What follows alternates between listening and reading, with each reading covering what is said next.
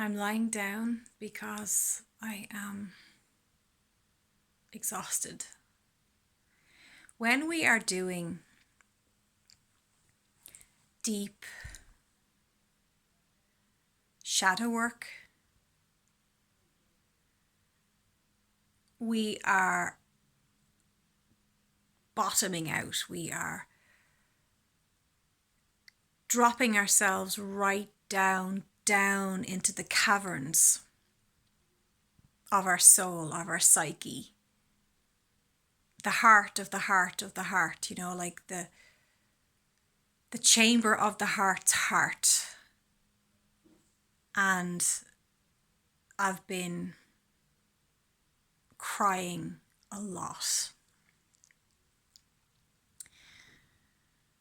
This is a really weird angle to be filming. It's really, really strange. But I wanted to share this little message because I want to bust the myth that spiritual healers, shamans, people who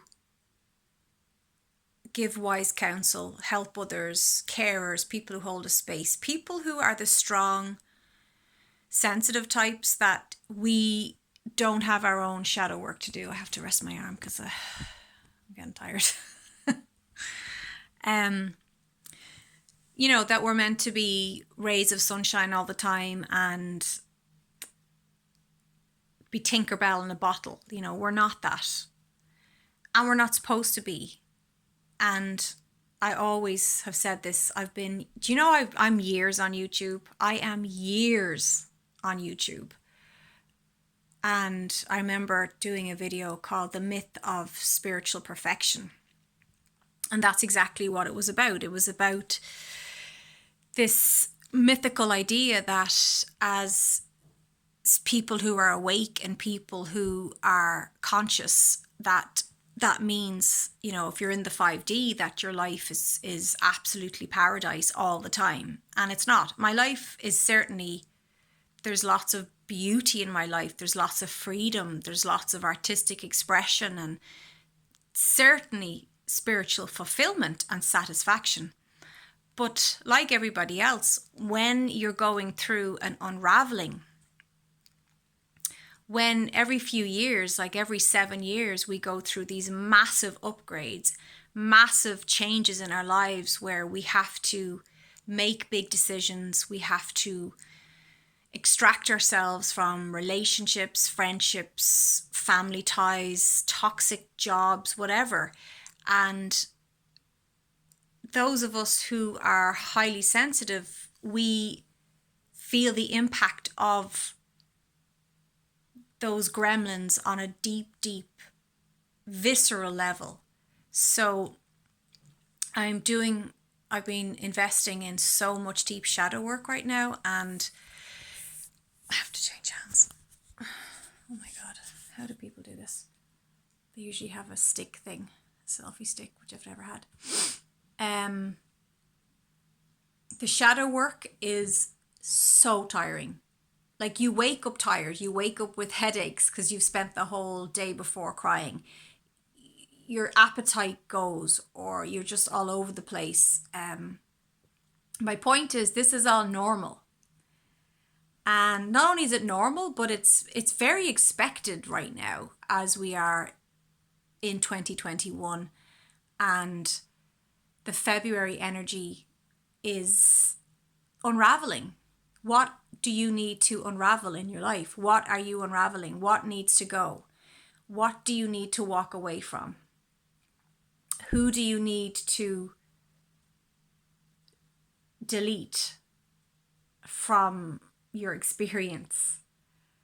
And that is painful because we have relationships and connections, and we have commitments and responsibilities.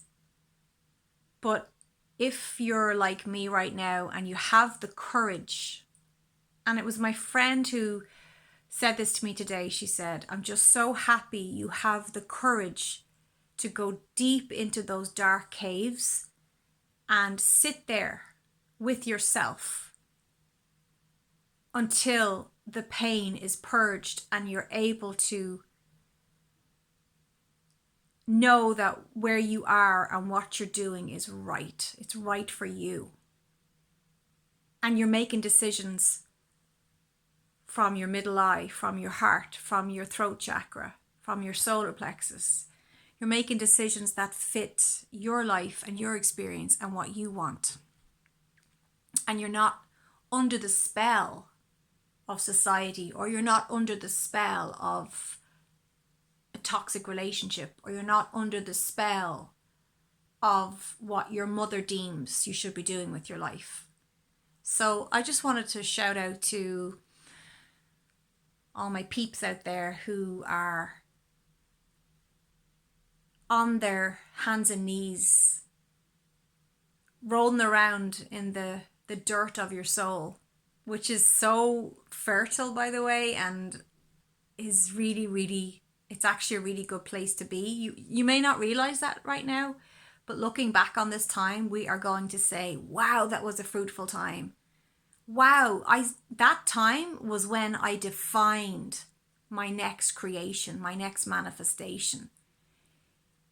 Being willing to go far into our dark, into our depths, and doing the shadow work is what creates the next heavenly, light-filled, joyful experience. I'm not saying it always you have to go in there all the time. But I do find every 7 years, every 7 to 9 years, there's crazy shifts that happen. I can literally count them down in my life. I can mark them on my calendar. Like there's a pattern here. And